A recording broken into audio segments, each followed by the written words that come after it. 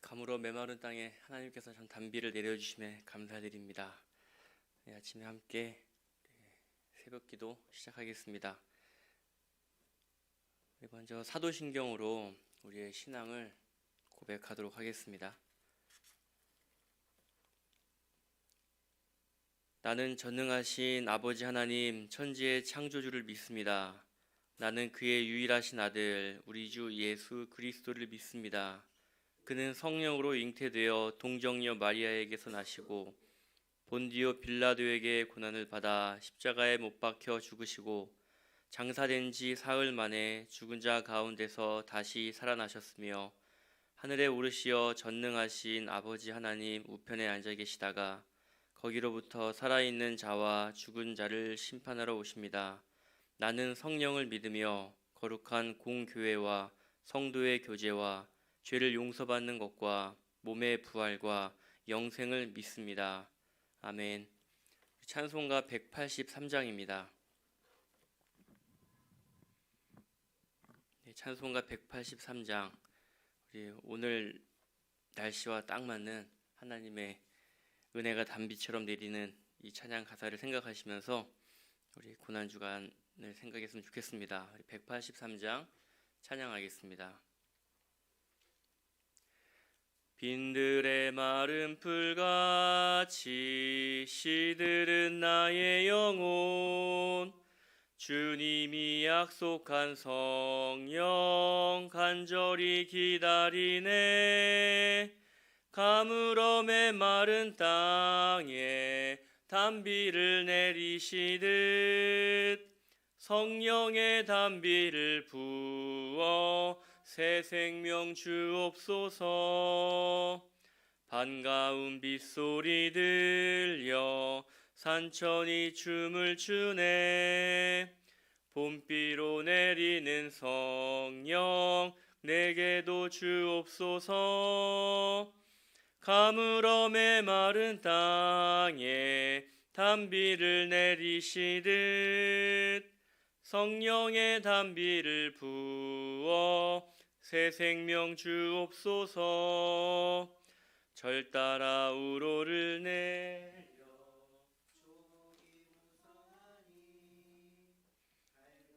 내 심령 위에 성령을 부으소서. 가물어 메마른 땅에 단비를 내리시듯 성령의 단비를 부어 새 생명 주옵소서.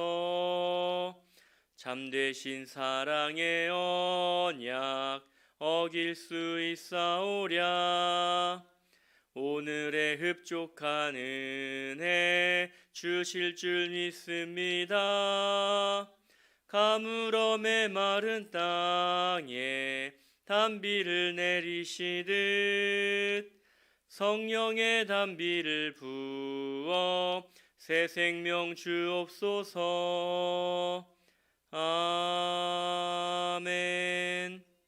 네, 우리 헌금하신 분이 계십니다.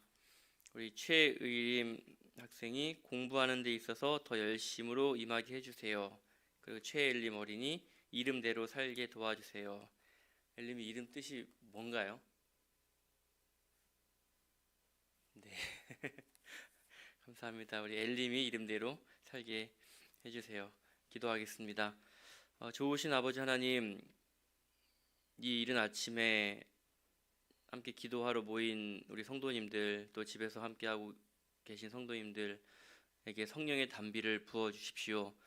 메마른 우리의 심령에 주의 은혜로 가득 채워주셔서 하나님을 왕으로 고백하고 또 우리가 왕의 자녀임을 인정하며 또 고백하며 사는 하루 되길 원합니다. 이 시간에도 마태복음 말씀을 통해서 예수님이 우리를 사랑하셨음을 또 기억하게 하여 주옵소서. 예수님의 이름으로 기도드립니다. 아멘. 네, 마태복음 27장 11절부터 26절까지 말씀입니다. 함께 읽도록 하겠습니다. 마태복음 27장 11절부터 26절까지 말씀을 함께 읽겠습니다. 예수께서 총독 앞에 섰음에 총독이 물어 이르되 내가 유대인의 왕이냐? 예수께서 대답하시되 내 말이 옳도다 하시고 대제사장들과 장로들에게 고발을 당하되 아무 대답도 아니하시는지라. 이에 빌라도가 이르되 그들이 너를 쳐서 얼마나 많은 것으로 증언하는지 듣지 못하느냐 하되 한마디도 대답하지 아니하시니 총독이 크게 놀라워하더라. 명절이 되면 총독이 무리의 청원대로 죄수 한 사람을 놓아주는 전례가 있더니 그때에 바라바라 하는 유명한 죄수가 있는데 그들이 모였을 때에 빌라도가 물어 이르되 너희는 내가 누구를 너희에게 놓아주기를 원하느냐? 바라바냐 그리스도라 하는 예수냐 하니 이는 그가 그들의 시기로 예수를 넘겨준 줄 알미더라. 총독이 재판석에 앉았을 때에 그의 아내가 사람을 보내어 이르되 저 옳은 사람에게 아무 상관도 하지 마옵소서. 오늘 꿈에 내가 그 사람으로 인하여 애를 많이 태웠나이다 하더라. 대제사장들과 장로들이 무리를 권하여 바라바를 달라 하게 하고 예수를 죽이자 하게 하였더니 총독이 대답하여 이르되 둘 중에 누구를 너희에게 놓아주기를 원하느냐?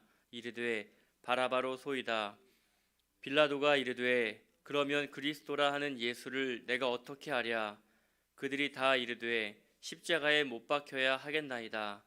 빌라도가 이르되 어찌미냐? 무슨 악한 일을 하였느냐? 그들이 더욱 소리질러 이르되 십자가에 못 박혀야 하겠나이다 하는지라. 빌라도가 아무 성과도 없이 도리어 밀란이 나려는 것을 보고 물을 가져다가 무리 앞에서 손을 씻으며 이르되 이 사람의 피에 대하여 나는 무죄하니 너희가 당하라. 백성이 다 대답하여 이르되 그 피를 우리와 우리 자손에게 돌릴지어다 하거늘. 이에 바라바는 그들에게 놓아주고 예수는 채찍질하고 십자가에 못 박히게 넘겨주니라. 아멘. 시간의 흐름에 따르면 예수께서는 무교절이 시작되는 첫째 날, 곧 6월절에 최후의 만찬을 하시고 붙잡히십니다. 이날은 목요일 밤입니다. 밤새 공회에서 재판을 받고 다음날 새벽 빌라도 재판에 넘겨집니다. 그리고 그날 정오에 십자가에 달리시고 3시간 뒤 죽으셨습니다.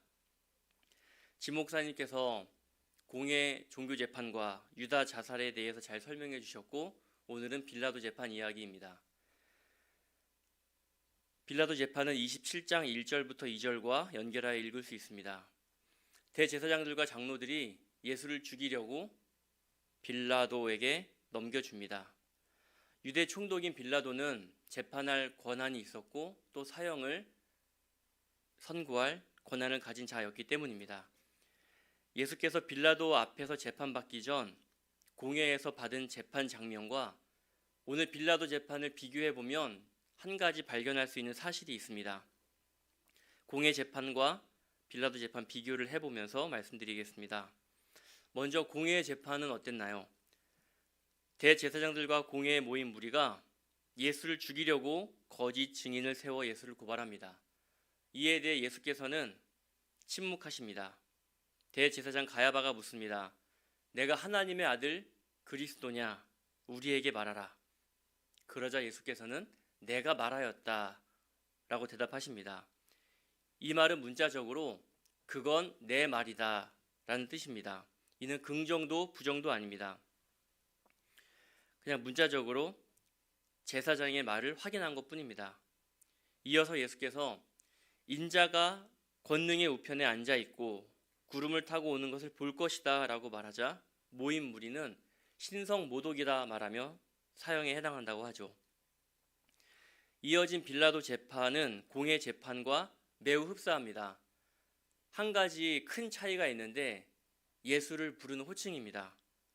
빌라도는 예수님을 향하여 내가 유대인의 왕이냐? 라고 묻습니다. 여러분, 이 유대인의 왕이라는 표현이 익숙하기도 하면서 굉장히 낯선 표현이기도 합니다. 왜냐하면 예수께서 십자가에 달리실 때 예수님의 머리 위에 유대인의 왕 예수라는 팻말이 붙어 있었기 때문에 익숙합니다. 한편 낯설기도 한 이유는 예수께서는 자신을 단 한 번도 유대인의 왕이라고 말씀하신 적이 없습니다. 그리고 유대 세력을 등에 업고 반란을 주도한 적도 없기 때문입니다. 그렇다면 예수께서는 왜 예수님을 향하여 유대인의 왕이라고 불렀을까요? 병행 본문인 누가복음 23장 2절을 보면 예수님을 고발하는 이유가 세 가지 나옵니다. 첫째, 백성을 미혹한 죄. 둘째, 세금 바치는 것을 금한 죄. 셋째, 자칭 유대인의 왕이라 한 죄입니다. 물론 이 세 가지 고발은 모두 거짓입니다. 아마도 빌라도는 이 세 번째 고발 이유를 통해 예수님을 유대인의 왕이라고 부르지 않았을까 추측해 볼 수 있습니다. 그런데 빌라도는 예수님을 향해 내가 유대인의 왕이냐라고 물었을 때 그 어떤 위화감도 없었을 것입니다.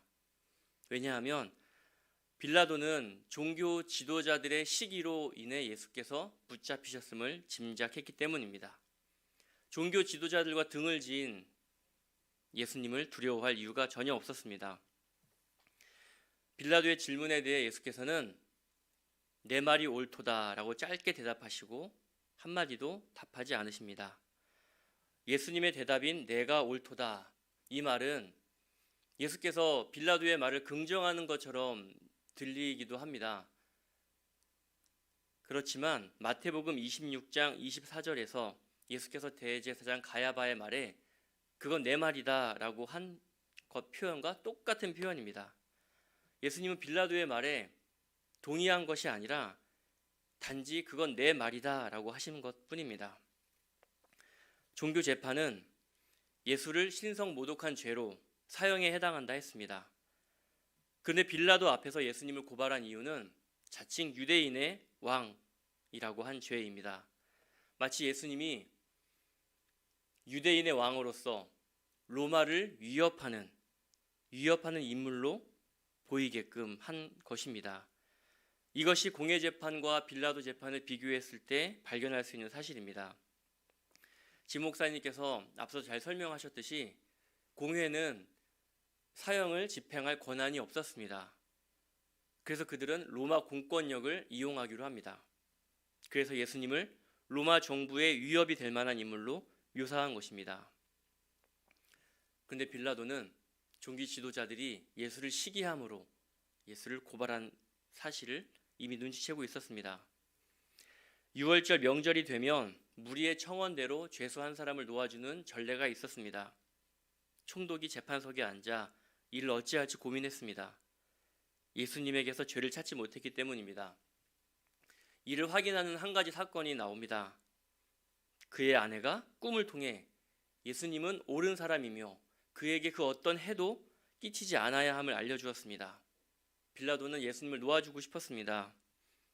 그런데 대제사장과 장로들이 무리를 충동하여 바라바를 놓아주고 예수를 십자가에 못 박아 죽이길 요청합니다.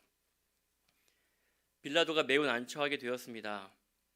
예수님을 놓아주면 백성들이 소동을 일으켜 자기가 책임져야 될 상황이 생길 수도 있습니다. 백성을 두려워한 빌라도는 바라바를 풀어주는 대신 예수를 십자가에 못 박히게 넘겨줍니다. 이에 대한 그 어떤 책임도 지지 않기로 합니다. 흥분한 백성들은 그 피를 자신과 자손들에게 돌릴 것이라며 환호합니다. 이방인 총독은 무죄한 죄를 죽이는 데 소극적인 반면 이스라엘 백성들은 매우 적극적입니다. 그 피를 자신들뿐만 아니라 자신들의 자손에게까지 돌리는 건 매우 충격적입니다. 결국 이들은 그 피값을 다 짊어지게 됩니다. 주후 66년에서 70년 사이 예루살렘이 함락당하고 성전이 파괴되는 죄값을 받게 됩니다. 이스라엘 백성이 하나님의 백성으로서의 특권을 상실하게 되는데 이는 하나님이 신실하지 못해서가 아닙니다. 그들이 각자 지속적이고 적극적으로 지은 죄 때문입니다. 유다는 무죄한 자의 피를 팔고 죄를 범했습니다. 그에 따른 합당한 벌을 받죠. 예수를 죽이려고 거짓 증언한 죄, 무리를 충동한 죄, 이 책임은 그들 스스로 짊어집니다. 사도행전을 보면 사도들이 유대인들을 향해 너희가 예수를 십자가에 못 박아 죽였다라고 계속해서 그들의 잘못을 지적합니다. 자신의 잘못을 깨닫는다면 얼마나 두려울까요? 반면 예수께서 잡히시기 전 한 여인은 예수께 향유를 부어 그의 장례를 준비했습니다. 이 일은 예수 그리스도의 복음이 전파되는 곳이면 어디에나 항상 기억됩니다. 하나님께서는 그가 행한 대로 갚으십니다. 빌라도는 손을 씻으며 그 책임을 묻지 않겠다고 말했지만 오늘날까지도 이 사도신경에 그의 이름이 실려 잘못에 대한 책임을 지고 있습니다. 사랑하는 성도 여러분, 대제사장 가야바는 예수님을 죽일 이유로 내가 하나님의 아들 그리스도냐 물었습니다. 빌라도는 고발의 이유를 듣고 조롱하며 내가 유대인의 왕이냐고 물었습니다. 아이러니하게도 이들의 입술에서 나온 질문은 예수께서 부활하신 후 모두가 사실로 드러납니다. 예수님을 죽이려고 했던 자들은 두려워 벌벌 떨 것이고 끝까지 예수님을 따르고 신뢰한 자들은 예수님과 함께 왕 노릇합니다. 사랑하는 성도 여러분, 예수님은 참 하나님의 아들 그리스도이십니다. 예수께서는 유대뿐 아니라 온 세상의 왕으로 오신 분입니다. 그리고 우리는 왕의 자녀입니다. 왕의 자녀, 왕이신 예수 그리스도를 진심으로 사랑하는 우리 성도님들 되셨으면 좋겠습니다. 같이 기도하겠습니다. 전능하신 하나님 아버지, 예수 그리스도께서 온 세상의 왕으로 또 하나님의 아들로 오셨습니다. 또 그는 유대뿐 아니라 온 세상의 왕으로서 자신의 모습을 드러내셨습니다. 그것을 알지 못하고 또 그것을 깨닫지 못한 자들이 예수를 십자가에 못 박으라 고발했고 또 그 일이 너무나 빠르게 시행되었습니다. 이 무죄한 자를 죽인 피값은 그들 스스로가 다 짊어지게 됩니다. 한편 예수를 끝까지 따르며 예수님을 고백한 자들에게도 그들이 고백한 그 상을 하나님이 허락하여 주십니다. 오늘 우리는 예수께서 십자가에 달리시고 고난 받으신 그 사건, 또 부활하신 그 사건을 눈앞에 두고 있습니다. 이 사건을 통하여 우리가 하나님을 왕으로 고백하고 하나님의 아들 메시아이심을 고백하길 원합니다. 또한 하나님이 우리에게 베풀어 주셨던 그 왕의 자녀된 복을 기억하고 하나님을 찬양하길 원합니다. 하나님 말씀이 우리의 마음에 새겨져 우리의 마음에서 하나님을 고백하고 사랑하는 하루 되길 원합니다. 하나님께서 우리를 지켜주시고 돌보아 주옵소서. 왕이신 하나님을 찬양합니다. 예수 그리스도의 이름으로 기도드립니다. 아멘. 함께 기도하겠습니다.